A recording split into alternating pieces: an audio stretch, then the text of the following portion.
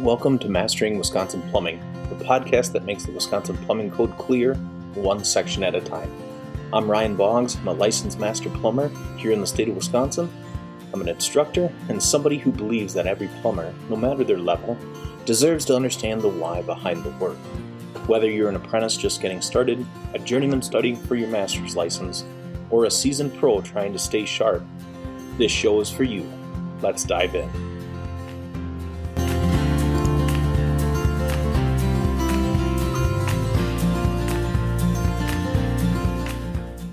In episode 1, we covered the history of Wisconsin Plumbing Code. Today, we're digging into SPS 381, definitions. This chapter contains 365 definition terms, one for every day of the year, and over 100 of those are specific to POWTS systems. These definitions aren't just there for lawyers or designers.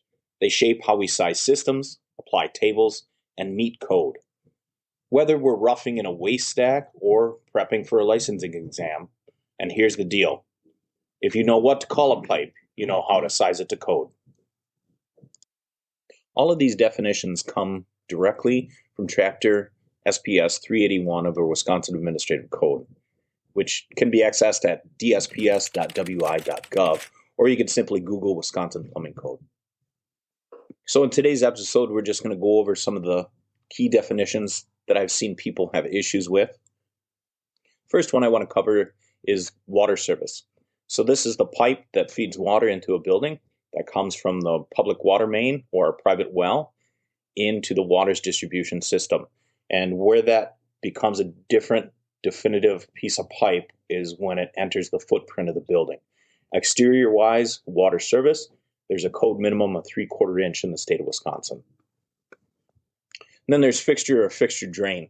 A fixture is anything that uses or discharges water into the system, and a fixture drain is beyond the trap of that fixture that just receives the waste from that particular fixture. Another nuance of our code is building drain versus building sewer. So the building drain ends at the footprint of the building, and the building drain is the lowest portion of drain piping below the lowest fixture that discharges to the sewer by gravity.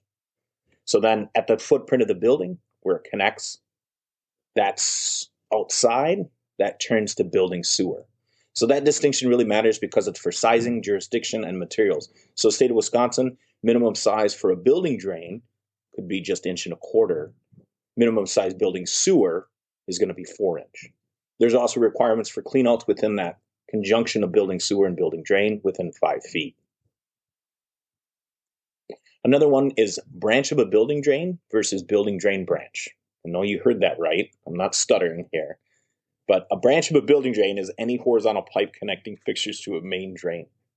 But building drain branch, BDB, I like to say, is a specific part of a combination drain and vent system, where the venting depends on the horizontal portion of the pipe, the upper part of the pipe. So that has all minimum sizing, minimum requirements, and it needs to meet the code's exact criteria for these combination drain and vent systems to work properly and to be code compliant. Then there's also storm sewer versus storm building drain. So much the same as the sanitary or the building drain. Storm building drain, inside of the building. Storm sewer, outside.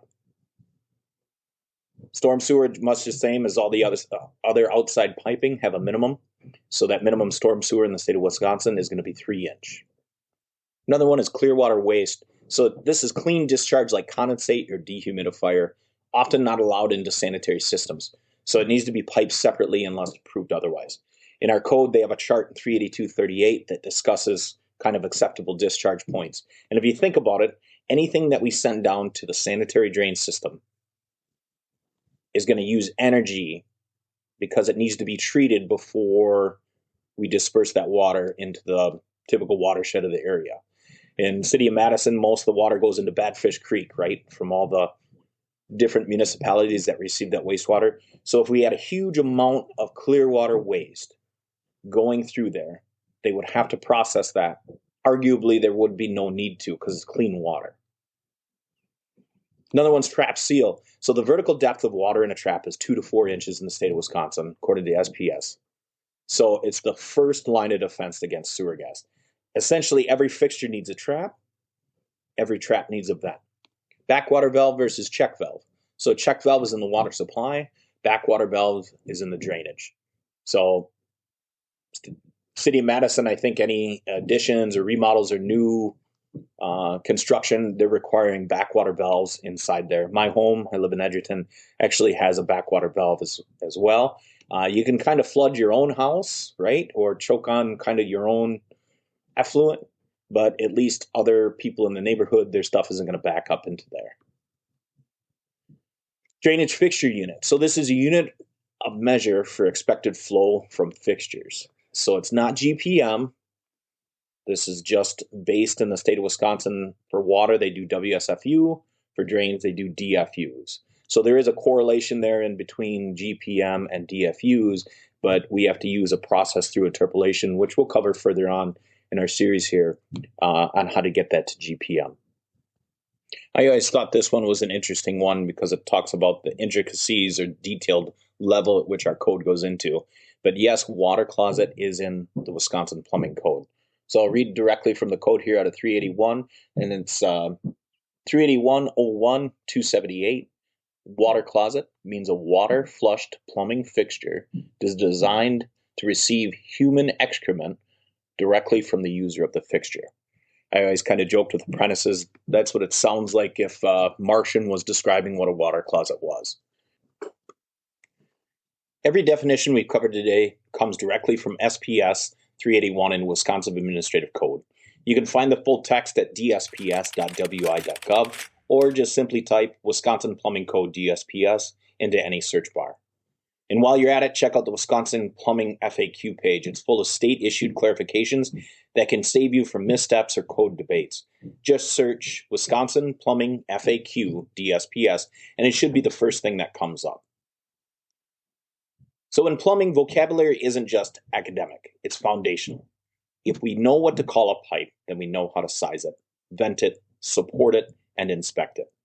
Every term in the Wisconsin Plumbing Code has a purpose, and using the right one gives us a shared language across the trade. Whether you're talking with inspectors, engineers, apprentices, or other tradespeople, precise terminology leads to clearer communication, fewer mistakes, and faster resolutions. Words have power, and when we all speak the same code-accurate language, we're not just following rules, we're building systems that work. Proper identification isn't just technical, it's professional. Next week, we'll explore the Wisconsin Plumbing FAQ page in more detail. I'll walk you through how to find it, what's in it, and which answer is the most useful when you're designing systems or defending your work. If you've ever gotten stuck waiting for a state response, this is your shortcut to clarity. Thanks again for tuning in to Mastering Wisconsin Plumbing. If this episode helped you see the code more clearly, send it to someone in the trade. If there's a definition you want covered or a part of the code that's always confused you, reach out. I'd love to hear suggestions and include them in future episodes. My email address is plumout@gmail.com. That's plumbout@gmail.com. I'm Ryan Boggs, and this is Mastering Wisconsin Plumbing. Stay sharp and code smart.